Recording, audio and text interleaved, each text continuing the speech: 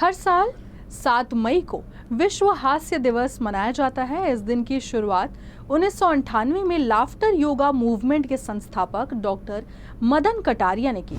उनका उद्देश्य था पूरी दुनिया में हंसी और सकारात्मकता का प्रचार करना, तनाव को कम करना और एक स्वस्थ समाज की ओर कदम बढ़ाना।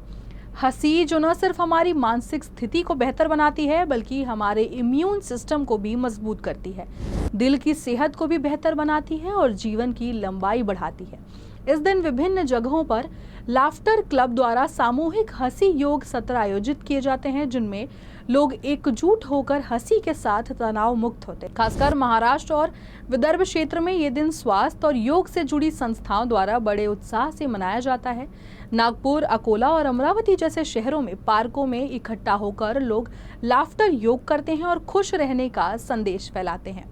अब बढ़ते हैं हमारे इतिहास के सबसे महान व्यक्तियों में से एक की ओर, रविंद्रनाथ टैगोर का जन्म। आज ही के दिन 1861 में रविंद्रनाथ ठाकुर का जन्म हुआ था, जिन्हें हम रविंद्रनाथ टैगोर के नाम से जानते हैं। उनका जन्म कलकत्ता में हुआ और वे उन महान व्यक्तित्वों में से एक हैं जिन्होंने न केवल साहित्य बल्कि कला, संगीत, शिक्षा और दर्शन में भी अमिट छाप छोड़ी है।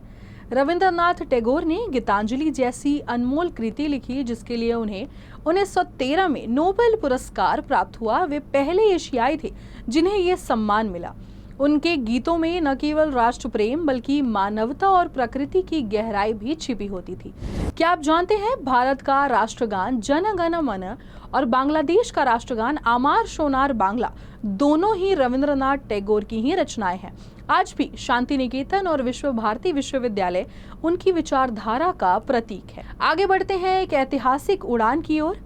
7 मई 1992 में एक महत्वपूर्ण दिन था जब भारत की पहली अंतरिक्ष यात्री कल्पना चावला को नासा द्वारा अंतरिक्ष यात्रा के लिए सिलेक्ट किया गया।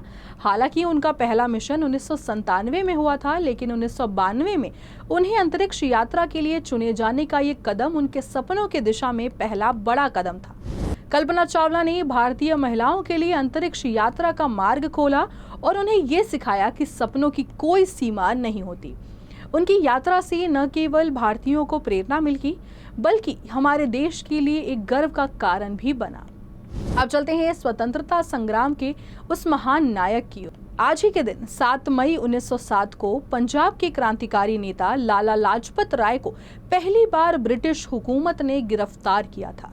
लाला लाजपत राय भारतीय स्वतंत्रता संग्राम के महान नेता थे और उनकी भूमिका स्वतंत्रता संग्राम के प्रेरणा स्रोत के रूप में हमेशा याद रखी जाएगी। लाल बाल पाल की तिकड़ी में उनका योगदान अनमोल था और उनके संघर्ष ने भारतीय जनता में स्वतंत्रता की ललक को और प्रगाढ़ किया। राजनीतिक इतिहास में भी आज का दिन काफी महत्वपूर्ण है। 7 मई 1954 को वियतनाम की स्वतंत्रता संग्राम की एक अहम तारीख है। डीएन बियन फू की लड़ाई के बाद फ्रांसीसी औपनिवेशक शासन ने वियतनाम के खिलाफ अपनी हार मान ली थी। इस संघर्ष ने वियतनामी स्वतंत्रता संग्राम को नई दिशा दी और विश्व राजनीति पर भी इसका बड़ा प्रभाव पड़ा। अब बात करते हैं महाराष्ट्र और विदर्भ क्षेत्र की। आज के दिन महाराष्ट्र में रबी फसलों की कटाई का अंतिम चरण होता है। यह न केवल महाराष्ट्र की बल्कि विदर्भ क्षेत्र की कृषि अर्थव्यवस्था के लिए महत्वपूर्ण समय होता है। किसान अपनी मेहनत का फल देख रहे होते हैं और ये समय उनके लिए खुशियों का होता है। मनोरंजन जगत के लिए भी आज एक खास दिन है।